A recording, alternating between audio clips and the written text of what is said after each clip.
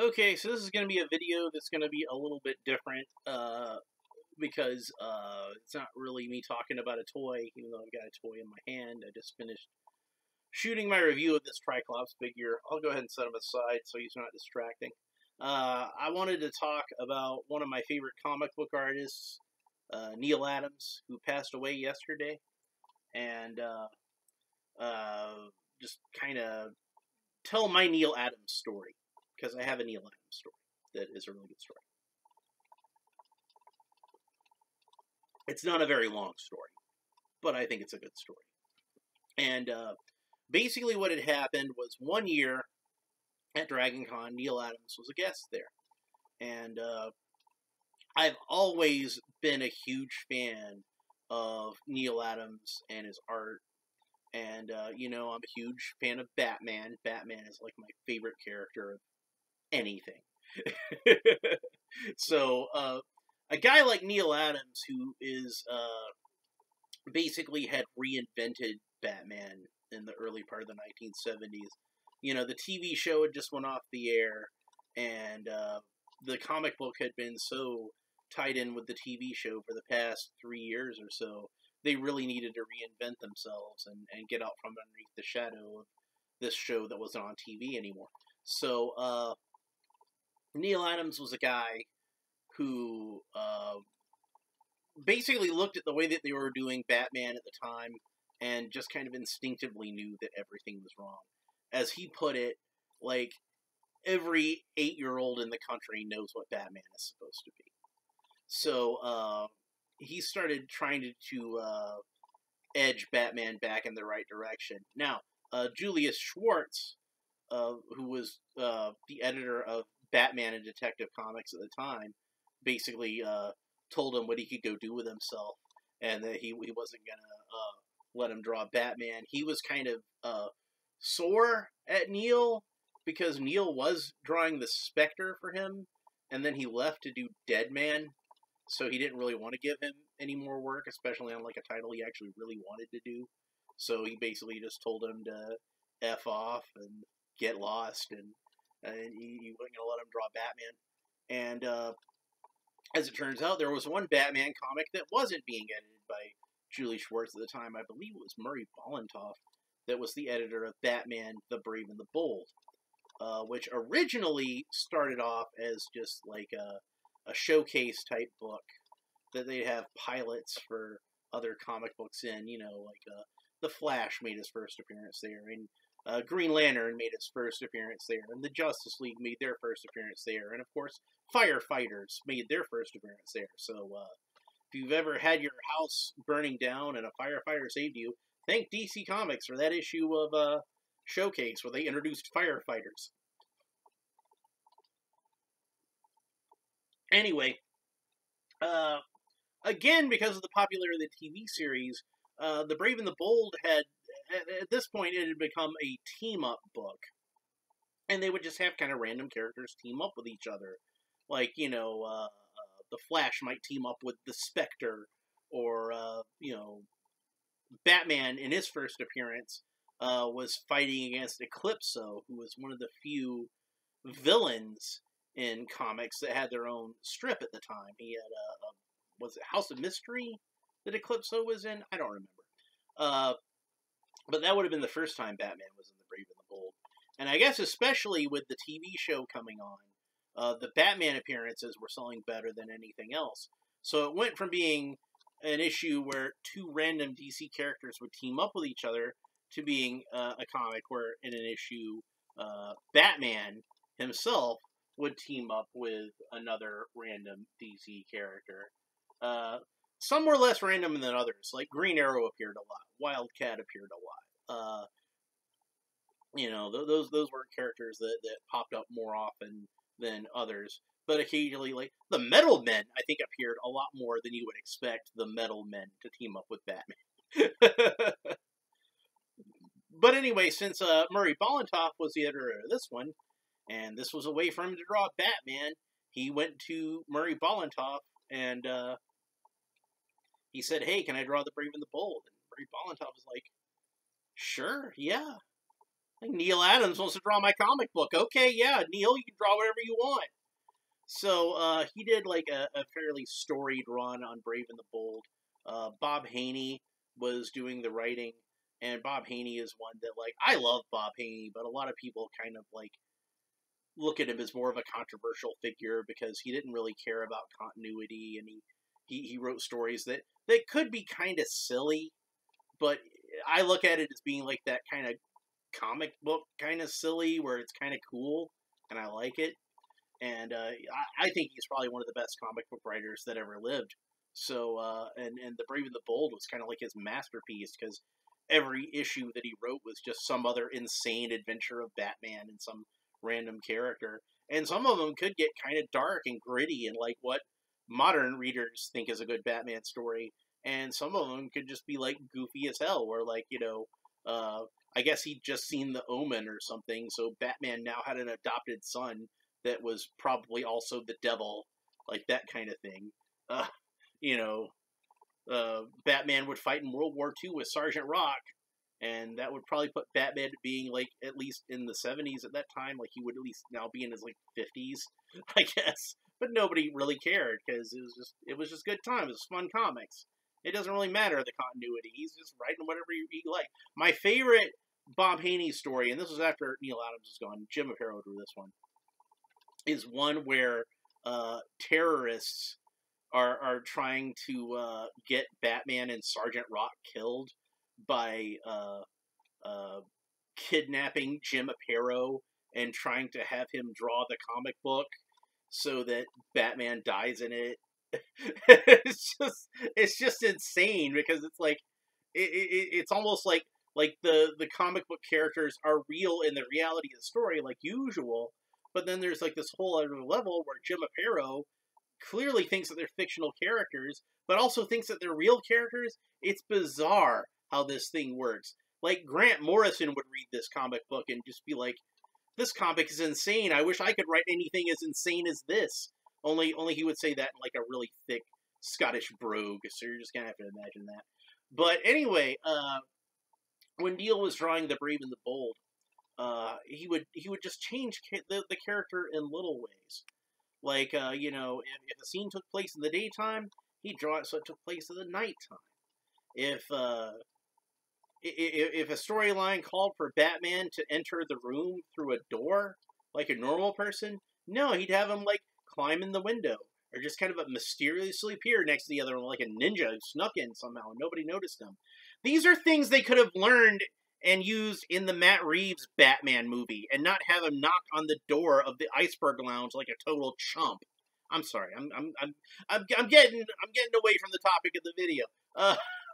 So Neal Adams on Brave and the Bold was such a big hit, and then Julius Schwartz had all these letters coming in telling him the real Batman was in the Brave and the Bold, and then he's like, "Hey Neal, would you like to draw Batman in the regular Batman comic and Detective?" And Neal's like, "Thought you'd never ask." So that was when he really got to work. And that was when he started to get teamed up with Denny O'Neil, who was another writer who was very interested in trying to bring Batman back to his darker, more shadowy roots, like in 1939, and less the kind of guy who would, be like hosting like charity functions and, dancing with Jill St. John in a go-go bar. Don't get me wrong, I love that Adam West Batman. It's one of my favorite versions, but there's more than one way to handle this character. So yeah, basically reinvented the whole character right there, and Batman almost overnight went from being like a character that everybody thought of as being this guy from this campy TV show into being like this dark, shadowy figure, and it being really popular. Now, of course, in the mainstream popular culture, Adam West was still king, and still very much how we perceived of the character if we didn't read the comic books. But I did read the comic books.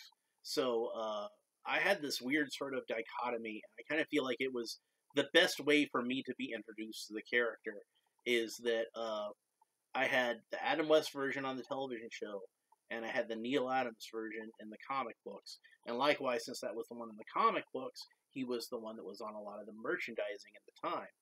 So I had like both of these versions of Batman that were completely different, but I still kind of was able to accept them both as being Batman in their own unique sort of ways. And I think that's why, like as I see Batman, is a little more open than how a lot of other people see Batman, and why I'm willing to look at him in kind of different ways, not Matt Reeves' ways, because I didn't like that movie.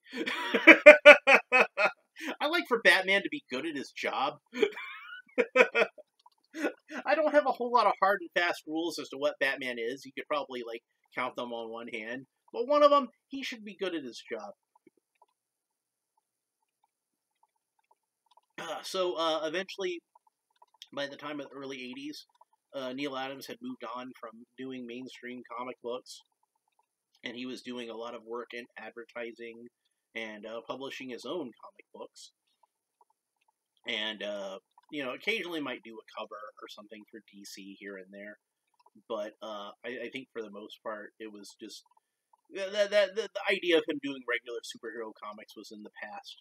And by the time I met him, he was just kind of starting to get back into doing mainstream superhero comics. Like I think he'd done a Wolverine comic for Marvel, and he'd done Batman Odyssey for DC, and he was just a few issues into it when I met Neal Adams. Now, Batman Odyssey is a kooky sort of comic book, and it's very much in that Bob Haney sort of mold.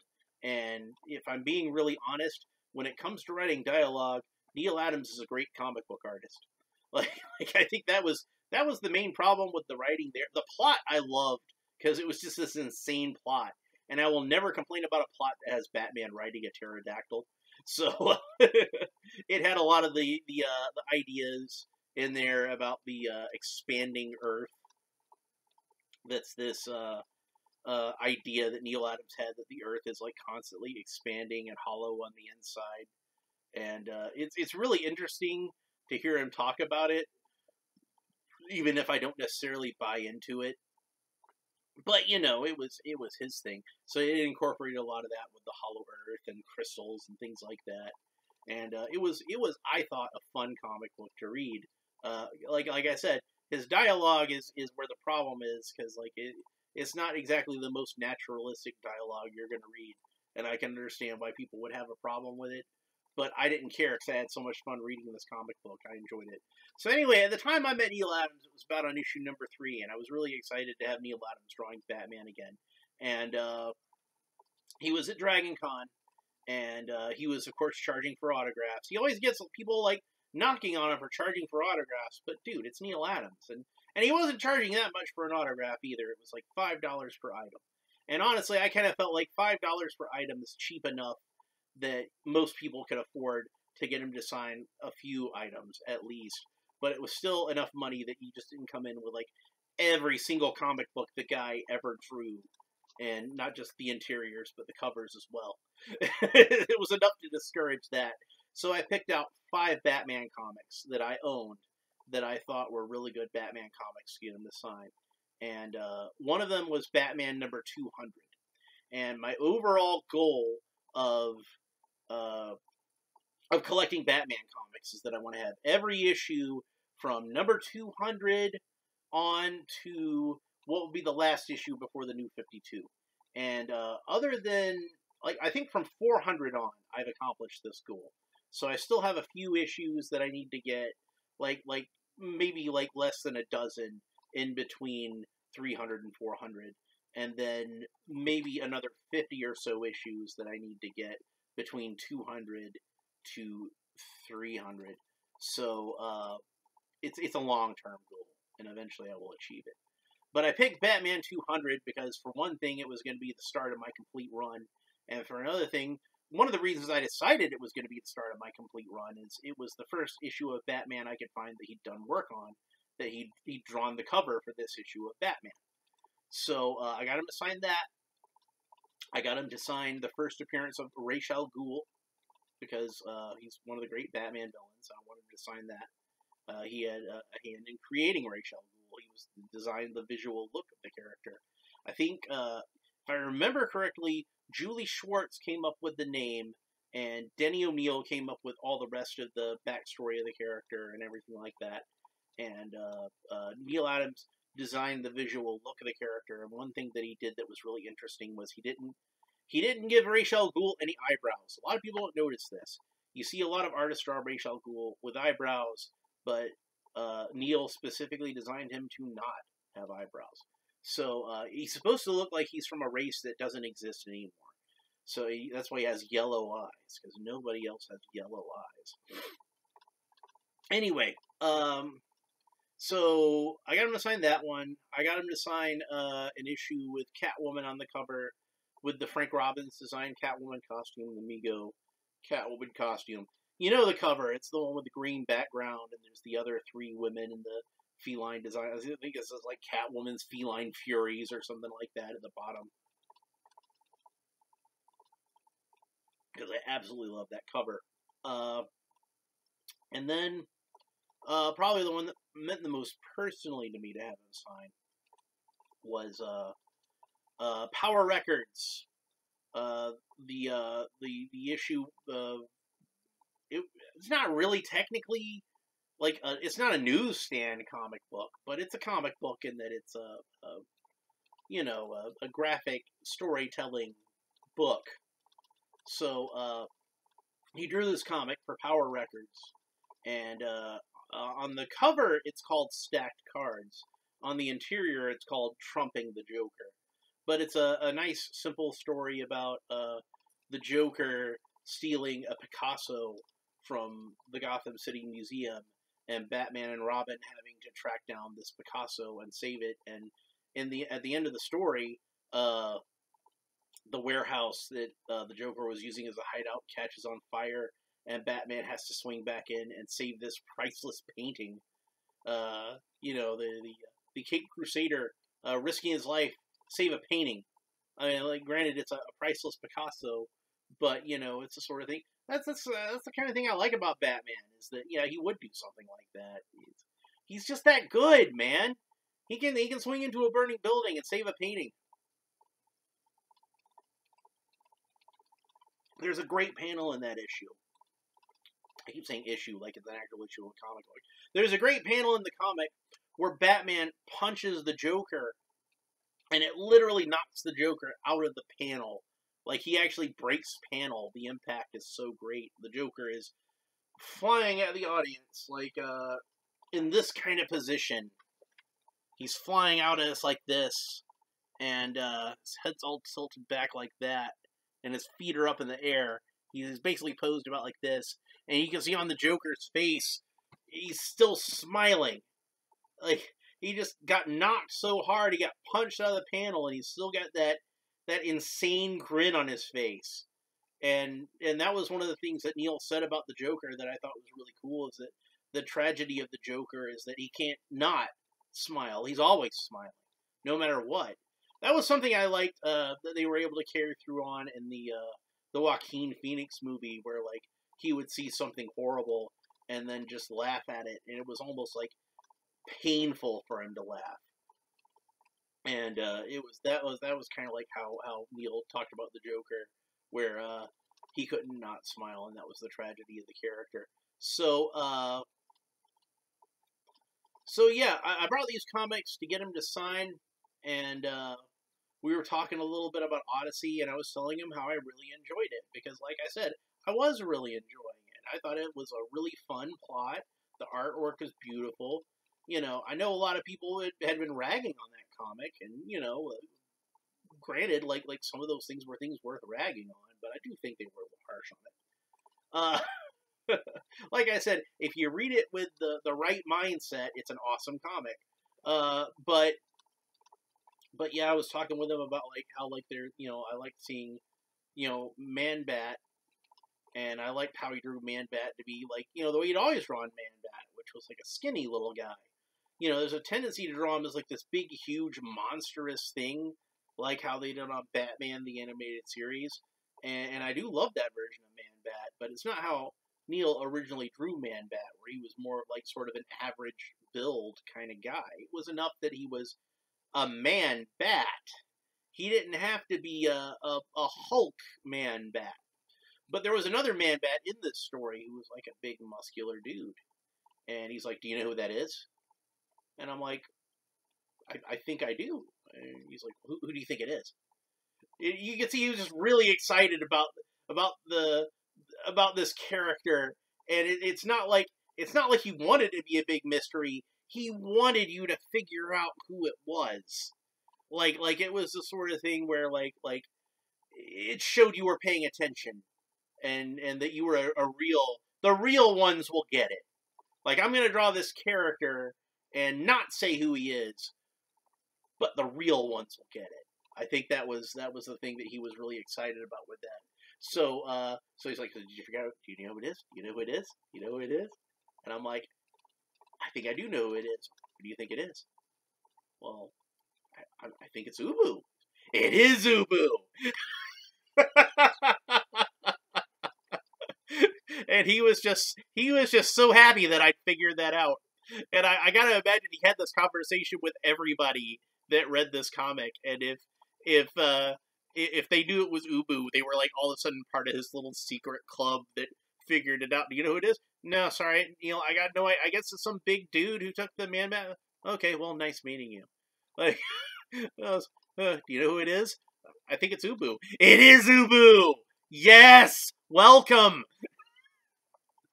So, I stood there and chatted with him a little bit, and all the things that I liked about Batman and his version of Batman, and how much I loved his covers that he did for the Tarzan paperbacks, and how I loved all the work that he did for Power Records, because I listened to so many of those when I was a kid, and how much merchandise I had with, like, illustrations of the characters by him. That picture of Superman where he's running and his fist is towards the point of view of the camera, and like that was just such an iconic image that I saw in so much advertising and merchandising and everything when I was a kid. That's like in my brain as one of the definitive images of Superman. And after a while, I felt like I'd taken up enough of the guy's time, and there was a long line of people there to getting stuff. He was still signing stuff and doing sketches all the time I was talking to him, and I must have been over there for like maybe like 15 minutes or so at this point. So I figured, well, I don't want to be greedy. So I'm like, well, I'll go ahead and leave you to it. You have a good one. I'm glad to have met you. And he's like, no. Stay here. Hang out with me. And I'm like, it's like the part in Wayne's World where, like, they beat Alice Cooper. And I'm just like, okay, I'll stay here and hang out with Neal Adams. You ain't got to tell me twice, man. So I must have hung out there for like a good hour or so, and then I actually had things I had to go do, friends I had to go meet. I'm like, guys, you'll never believe it. I just hung out with Neal Adams for like an hour. And they're like, yeah, right, whatever.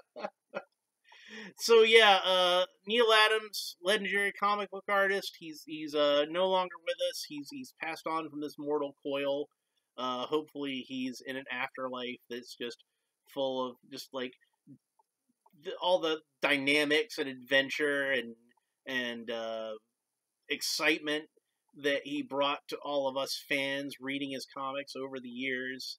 I'll always have nothing but love for the guy. He was just a big, warm, larger-than-life personality, and he was gracious enough to allow a guy like me, who was just a fan, and just to me, he was just one of the most legendary comic book artists of all time, and he was willing to just give that time to me, like just as a fan, as somebody who loved his work, as somebody who loved comics, as somebody who loved the characters that he himself loved.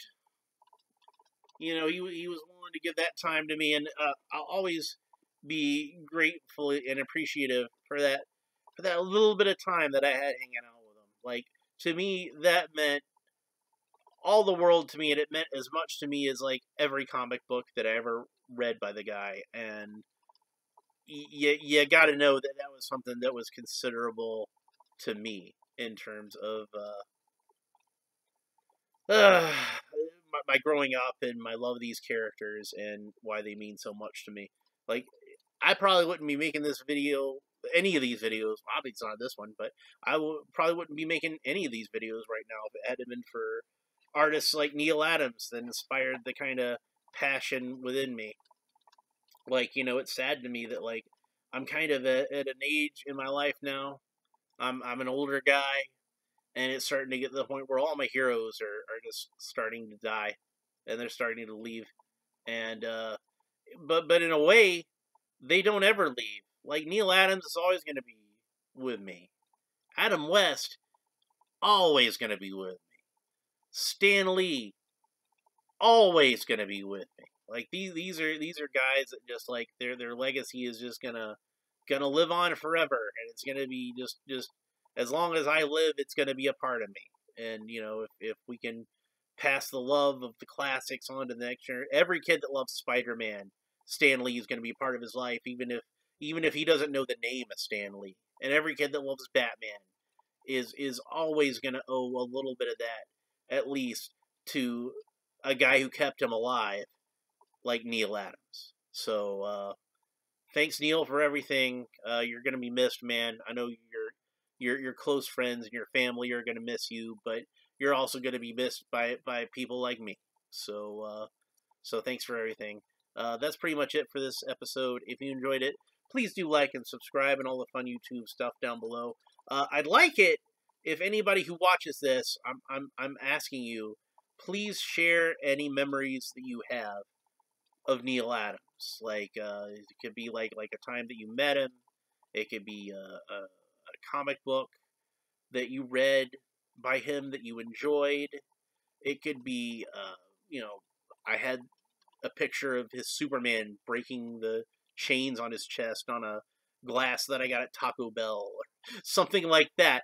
Anything like that. Let me know what you thought of Neal Adams. What you still think of Neal Adams. His legend will live on at least as long as I do. That's all I got to say about that. We'll talk to you next time. Bye.